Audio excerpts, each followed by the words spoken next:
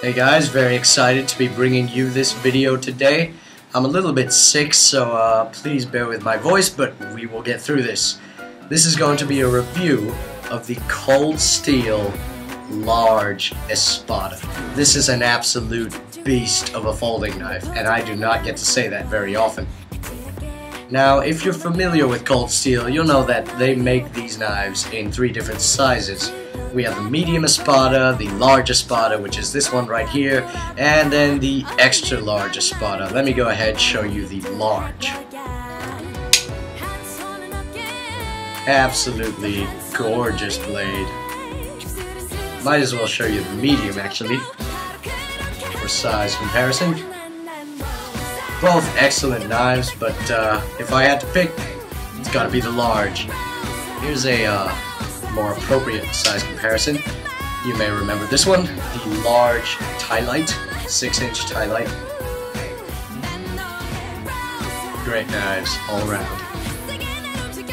Now the medium Espada has a 3.5-inch blade, the large has a 5.5-inch, and then the extra large has a frankly comical 7.5-inch blade, which is kind of why I did not go for that one. And it's expensive as hell, and it would cost you an arm and a leg. Ha! Get it?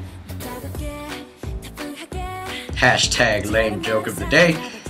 Anyway, some technical specs on the large AUS 8 stainless steel Japanese. It is 5.5 inches for the blade. Overall, that would make this thing from tip to the end of the handle when opened 12.5 inches long. That's longer than a Subway sandwich. Okay, you picture a Subway sandwich, add 1/2 inch, and you have a blade. You have this knife. That's a big ass knife. Love it. This thing weighs 9.8 ounces, so it's a little bit on the heavier side. It's not very small. It's not very politically correct, if you will, because of how scary it looks. Actually, that's the first things you're gonna notice. First, you're gonna notice, wow, that's a big ass knife, and then secondly, wow, that's a scary ass knife. Partially due to this very dramatic upsweep that we have here in the blade, and it terminates to a needle sharp point. That's gonna make this thing just excel in stabbing, in piercing, and because we have a lot of belly here and the grind starts way up here, we're gonna get a lot of slashing power. We're gonna be able to make some very clean, very long, nice slices as well. All in all, it's just a very useful blade shape.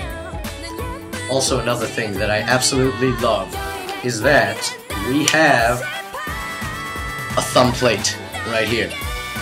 I prefer this over the excuse me, I prefer the thumb plate over the thumb stud like we see on the medium Espada right there. That's a thumb stud. I just like the plate because it gives your thumb more to hold onto as you're deploying the blade. In addition, it also acts as an opener in the same way that Emerson knives have their openers. Here, let me give you a quick demo. Let's say you're carrying this in your pocket and you want to get it out of your pocket. So, in your pocket, the thumb plate snags onto the fabric of your pocket as it's coming out, and then, boom, it's deployed. As soon as it's out your pocket, it's ready to go. And in a self-defense situation, this is a huge plus.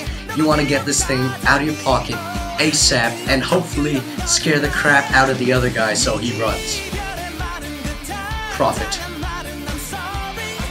I love it.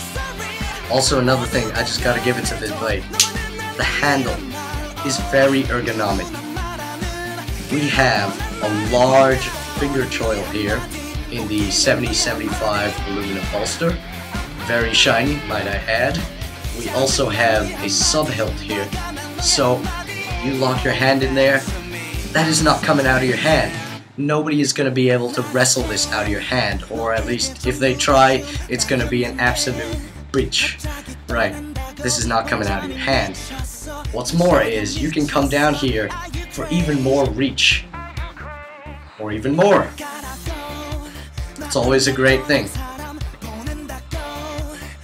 Now, you may have an issue with this. I personally do not, and I think that you shouldn't either, is that with these, with the handle material, this is not the textured G10 that we see in the American Lawman, the Recon 1, the AK-47. This is polished G10.